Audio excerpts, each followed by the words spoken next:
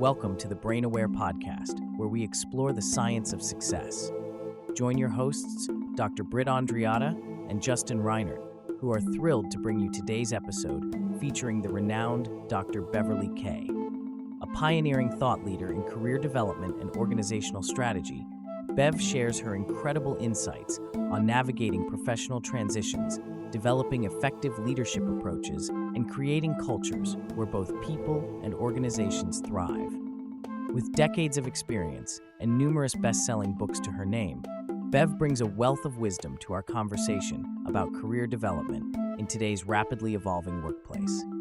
Join us for what promises to be an enlightening discussion. Bev, I'm so excited to have you on our podcast today. As you know, I'm a huge fan, and I've been so grateful for your mentorship over my career that it's just a real honor to have you on today. So thank you for taking time out of what I know is a very busy schedule for you. I'd love our listeners to hear a little bit more about your amazing career journey and a little bit more about you, Bev Kay.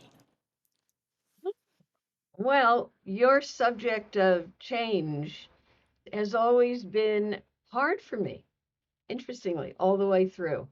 If anybody would have told me decades ago I'd be doing what I'm doing now, I'd probably say, no way, because I started off very traditionally.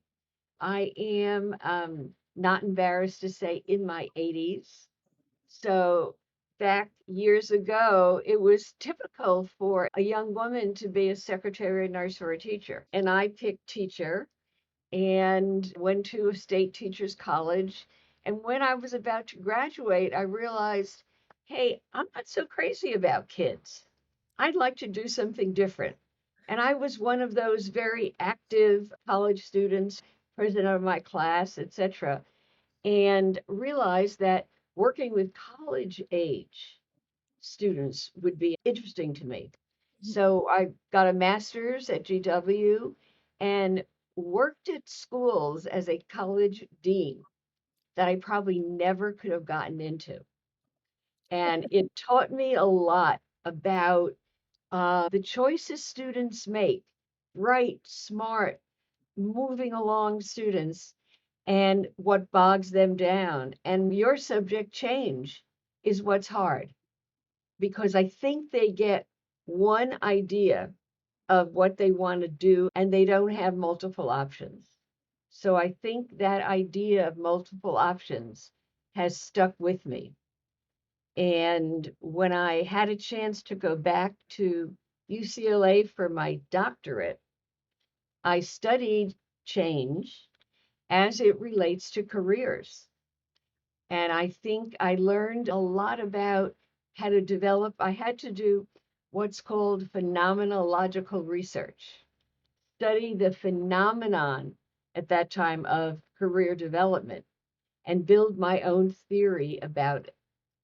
So that right there was a gigantic challenge for me because I'm an action girl. I'm not a pondering kind of girl. So I had to ponder a lot of what I was learning and build a theory around it. That's fantastic. I so admire everything that you've done in this space. I was just going to say, when I think back to my doctoral dissertation orals, I was asked to do what's called phenomenological research, which means you study a phenomenon and then you write a theory based on the phenomenon you're studying.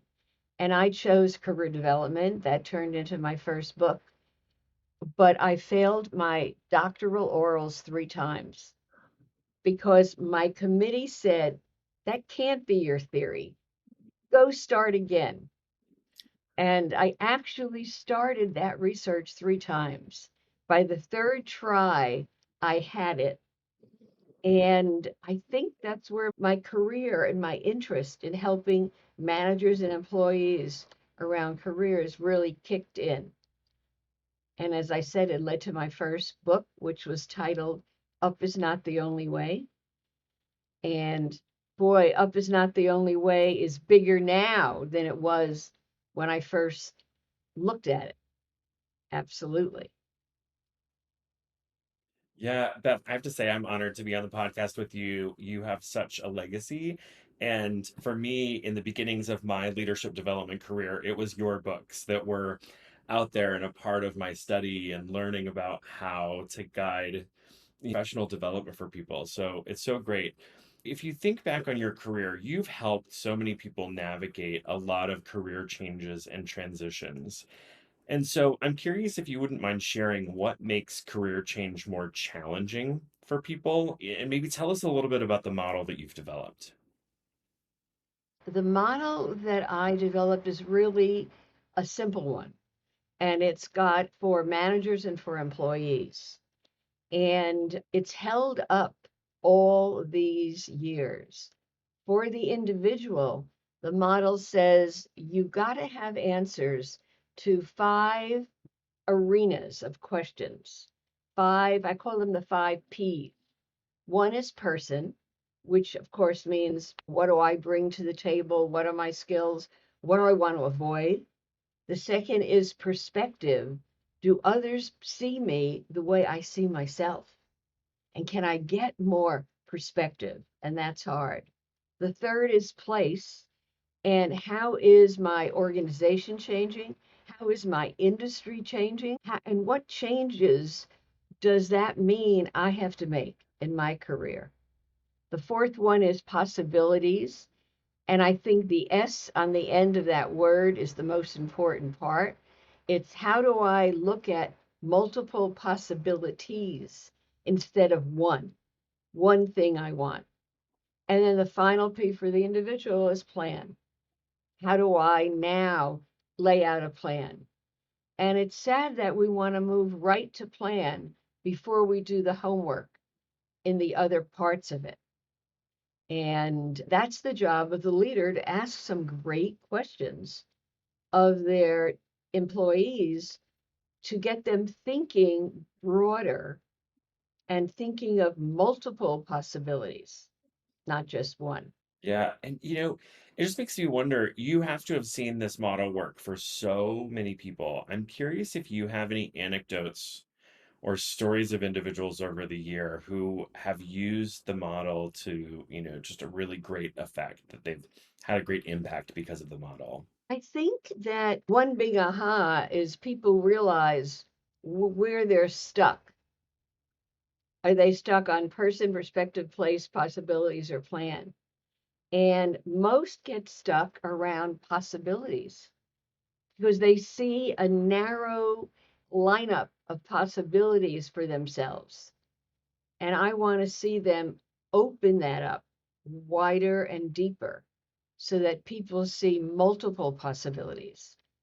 And I think when I wrote Up is Not the Only Way, I named different possibilities that people might choose from. Because the more possibilities you have, the less you're stuck. And options are critical. Fantastic.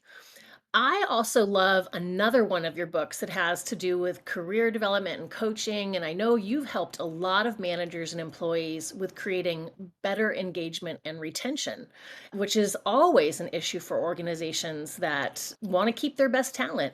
Can you share some of your best tips that you've given organizations around engagement and retention? Right. Around engagement and retention for leaders, I think it is really all about the everydayness of your interaction with your employees. And where can I catch a glimmer of excitement, or where do I catch a glimmer of this is not me, I'm uncomfortable doing this kind of work? Around engagement and retention, we did a ton of research, and we found there really are 3 big areas that will keep people. One, in general, is the area of career development. Am I growing? The other is the whole area of relationships. Do I have relationships that keep me here and keep me wanting more? And the third is really all about culture. Is this a culture that feeds me and fits me? I think is what it's all about. And that book, we ended up having so much data that when we tried to organize it, we organized it according to the alphabet. So we give you the A through Z's of retention and engagement. And each one comes from that research. Shifting gears a little bit, if you think about some of the conversations around career development for managers having those conversations, how does change play into that? Navigating change and career conversations for managers. If you think about initiatives that you've driven in different organizations, I'm curious how that resonates. Um, right, it really resonates differently for every single manager on their comfort level with change. And I know, Britt, you talk a lot in your book that we're talking about now about psychological safety. And I think for leaders around the globe, how much psychological safety do you feel as a leader in telling your people the truth about the possibilities you see for them and why some possibilities are more fitting than others? So I think that's really hard for leaders to open up those conversations that enable them to make it psychologically safe for them to say, here's what I don't see coming from you, and here's what I do see coming from you. So, your psychological safety, I know a lot of people are using those words. It's particularly important in career development, absolutely, and even in retention and engagement. And it's how comfortable am I being real with each of my direct reports?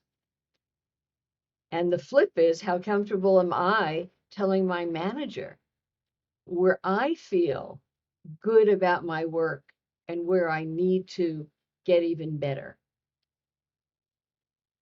So, yay for your mentioning psychological safety in your book, because I think it's really important. And we've never named it, but the words psychological safety kind of are the perfect words.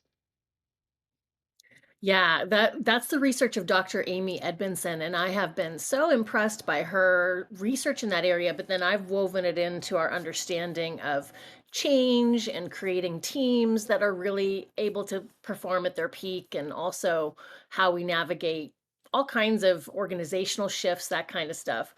When you're helping organizations navigate change, because I know you go in and work with some of the biggest names in corporations around the world, what are some strategies you found to be useful when you're helping them embrace some of these difficult conversations or maybe topics that they don't want to necessarily lean into? I'd love to hear some of your favorite go-to moves that you use to help them move along. Well, to help leaders feel comfortable, I think we have to have them try on the career development methodology that we teach for themselves. And right when you start doing it for yourself and thinking, well, what are my options? If I can't move up, where else can I move? They get in their heart of hearts how hard it is for their individual employees. So, in the work we've delivered, and of course, starting back with the flip charts and magic markers and all of that in the old days, to now giving it to people in new ways, it still is the idea of apply it to yourself, leader, and see where you get stuck around your own career choices, because it's out of that place that you can most help, I think, your employees. Another one of your favorite books is Help Them Grow or Watch Them Go, which I think is so great because you really coach people how to have some of these conversations and even some of the language to use. And I have found that just the title of that book is so true. Like if managers are not invested in helping people grow, and there's lots of ways to grow, folks are going to leave because we hunger to grow. It's one of our deepest human needs. And if we're not in a place or under a person that we feel like that's going to be supported, human nature is to go look for the place where I can thrive. So I, Right. I think that that's such a core element to creating a great workplace. And maybe the very question, how can I grow, needs to be broken down into parts. And I've always talked a lot about having leverage in your career. The more you have leverage to move in a variety of directions, the less you'll feel stalled and stuck. And I'm very big on mnemonics to help people remember. So the idea of career leverage is that you think of leverage. The more leverage I have, the more choices I have. And it stands for how can I move laterally? That's the L. How can I enrich? The E. How can I grow right where I am? What is my next vertical move? And what is the upside and downside of that? Because everybody thinks vertical first, but we don't think about what we give up and what it would feel like. So it's lateral, enrichment, vertical. The next E in lever is exploratory. How can I do a short-term test of something? How can I try something out? How can I take on an assignment and then think it through in terms of what felt comfortable and what didn't? So exploration, I think we don't do enough of in organizations. And there's two R's in lever. The first is relocation, which means if it's not working out here, where else might I go? So that I have that in my own mindset, that I'm always looking for what other choices are there in this organization first, other parts of it, and in what other organizations. And I think that's critical. The other thing I think we skip when we think about careers is realignment, which is I said yes to that upward move. I got there and I realized not only was I not good at it, but in fact, I didn't like it very much. And that happens for a lot of tech people who say yes to management and realize it doesn't fit. And what they'll do is look elsewhere before they talk to their own organization about the non-fit of that move, especially if it was a promotion. So I think sometimes realigning, meaning going back, not exactly to what you were doing, but slightly different, is critical. I love all the models that you have in your toolkit, and that one is really great. And if I think about in my own career, it is absolutely the zigzags and the lateral movements and the realigning and the pivoting that has made me the strong professional that I am today. It wasn't just, Right, one arrow straight up. It was really zigzagging around. I appreciate right. the context of that model. I want to talk a little bit about fear of failure. So in Britt's book, Wired to Resist, she talks about the role that the habenula plays in failure, kind of preventing people from moving forward sometimes when they fear failure. So I'm curious how you've helped people mitigate fear of failure, in the different changes or transitions that they've navigated. I think fear of failure is inside all of us. And maybe that's what connects most to your looking at psychological safety. And maybe what we don't say to ourselves is, and what if this doesn't work? What's a backup plan? What's another way I can move? And if I feel it's not working, who can I talk to about that? And what parts aren't working? It's like for everybody who thinks moving up is the way, I don't think they think enough about what else goes with moving up and how comfortable am I with all those other new ways of behavior that I'll have to move up into that other area. And how might I blow it? How might I, etc. If you can name those ways, it's much better help than going blindly into, yes, I want that next step up. And I don't think people ask managers, their own managers even, what did you love about managing? And what did you find you didn't expect that you, in fact, not only didn't love, but weren't very good at? In a way, what are your fears? And what have you learned?